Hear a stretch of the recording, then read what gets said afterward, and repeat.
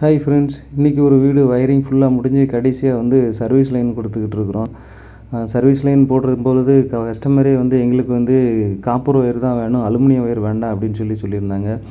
Aluminium wire வந்து ஒரு coil வந்து 190 மீட்ரு 1200 அந்த ரேஞ்சில் வரும். காப்பர் ஒயர் பார்த்திங்கன்னா 5000லேருந்து 6000 வரை பிராண்டை பொறுத்து வந்து சேஞ்ச் ஆகும். நம்ம போடுறது வந்து ஹேவல்ஸ் பிராண்டு போட்டுக்கிட்டுருக்குறோம்.